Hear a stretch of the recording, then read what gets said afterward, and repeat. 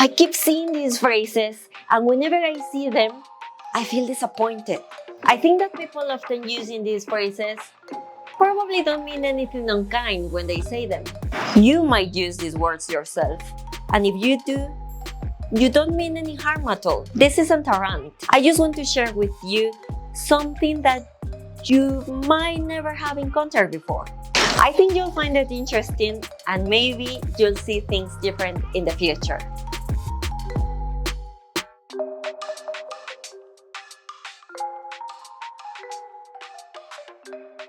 So, what are the words that I'm talking about? There are first world country and third world country. Are these words that you commonly use? Don't worry, I don't want to make you feel bad. You might want to keep watching to find out why these words are so outdated and problematic. Before we go any further, I want to say that despite the title of this video, I don't think it's my place to tell people what they can and can't say. We all have the freedom to say whatever we want, and if after watching this video you want to keep using these phrases, that's up to you. However, these phrases are generally considered as outdated and unhelpful. Whenever I hear them, I kind of think that they come from a place of ignorance, and the person using them may mean well, but they probably don't really have a good understanding of the situation. Where do these words come from? We all know what these words mean. A first world country is a rich country, and a third world country is a poor country. But what about the second world countries? Do you know where this terminology comes from? I'll give you a moment to make a guess in the comments below. I'm sure a lot of you already know this, but this terminology comes from the Cold War. The First World used to refer to capitalist countries which are allies of the United States, and the Second World included the USSR and its communist allies. As you know, the Iron Curtain pretty much separated the world in two for several decades, so it really was as if there were two distinct worlds, which didn't interact with each other.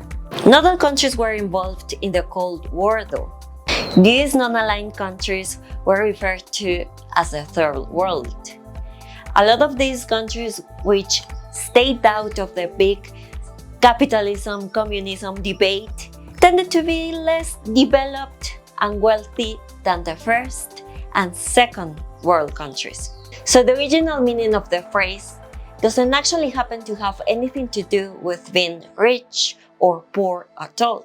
A curious fact that may interest you is that the country that I am in now, Colombia, officially became a NATO partner in 2017, making it a first world country by its original definition. Cuba, where the average monthly wage is $159, is a second world country. Hey, do you want to move to a Spanish-speaking country but you can't speak Spanish? Check out my website, thriveinspanish.com, and start learning Spanish with me. If you already know some Spanish but you want to improve your speaking, book a course as well with me. Or check out my Instagram, thriveinspanish.com, where I give useful tips of the Spanish language. I have a YouTube channel as well, Thrive in Spanish. Now, I know what you're saying. That's very interesting and everything, but nobody uses those phrases like this anymore. That is true. Words change their meanings. Just because a word used to mean something doesn't mean that they can't be used for something different now. For example, the word meat used to mean any kind of solid food. But if I say that a carrot was meat, people would think that I was very weird. So, why are so many people saying that first and third world are so outdated and just not great terms? I think we can all agree that in the modern sense of the word, first world is something positive, and third world is associated with all sorts of negative things.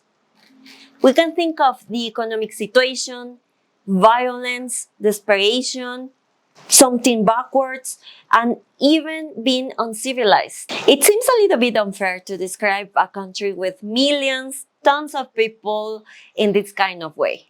Don't get me wrong.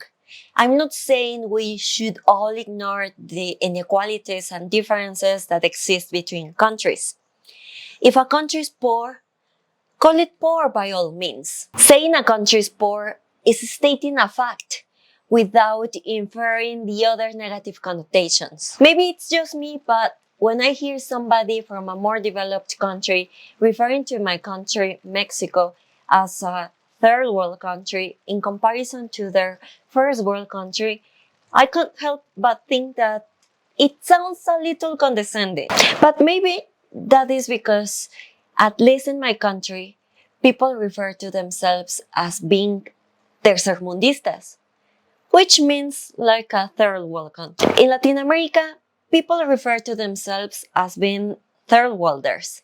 And I think that is also very problematic. We can find all sorts of memes online from many countries in Latin America which make reference to this. Whenever people describe something as tercermundista, it's always describing society or institutions in a negative way. If people describe something as tercermundista, they mean that something is backwards or stupid or inferior.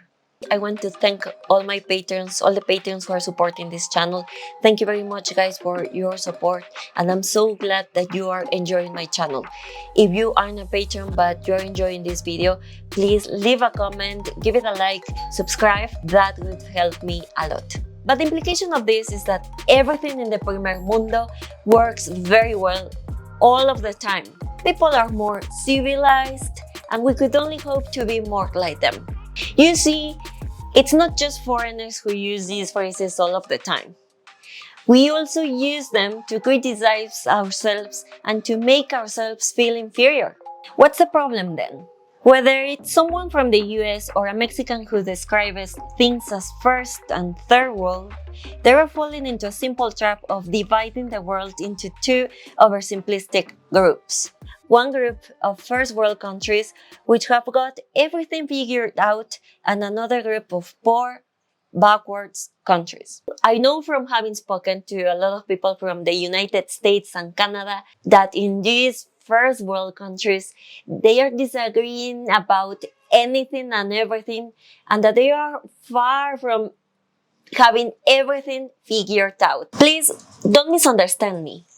I'm not saying that you can't say anything bad about my country. If you want to say that Mexico has very serious problems with violence and a terrifyingly high homicide rate, you would be totally correct. If you want to say that the country is criminally unequal and it has a large population that doesn't have access to opportunities to improve their situation, I couldn't disagree. If you suggested that systemic corruption makes life frustrating and unfair, that would be spot on.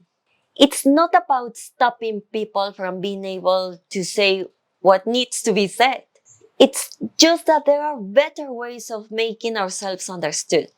Terms like first and third world also blur the distinction between different countries in these groups. If you want to compare levels of development or average incomes in countries, first world and third world just aren't helpful at all. Mexico has the 15th largest economy in the world, so it's far from a poor country. It's an incredible unequal country, which means that there are a lot of very rich people, but there is also an enormous amount of people who live in extreme poverty.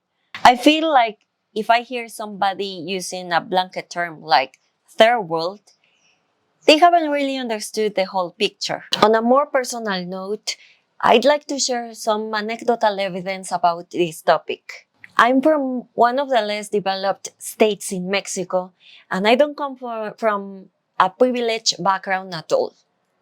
Some of my family have traveled to the United States to find a better life and opportunities that weren't available in Mexico.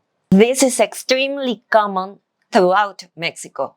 At the same time, I was able to study at a public university for 800 pesos per semester. That would be about $42. Getting a higher education has allowed me to work in professional jobs, getting a middle-class lifestyle and increase my standard of living considerably. You may have noticed that I have a scar on my neck. Several years ago, I had a lump that could have been cancerous. A public hospital removed it for me and I paid about $200, and now I'm fine. I know that both of these things can be very difficult to obtain for families with very few resources in the United States. At the same time, I've met countless people who've moved to Mexico, Colombia, and Vietnam to get a better standard of living, which they didn't have in their home countries. What I'm trying to say is that the world is so complicated that simplistic terms like first world and third world are not just unhelpful and outdated. They kind of show a childish view of the world which just doesn't reflect reality at all. I think that this topic can be a quite controversial topic, and the last thing that I want to do is to offend anybody. So thank you very much for watching this video and see you in the next video. Adios!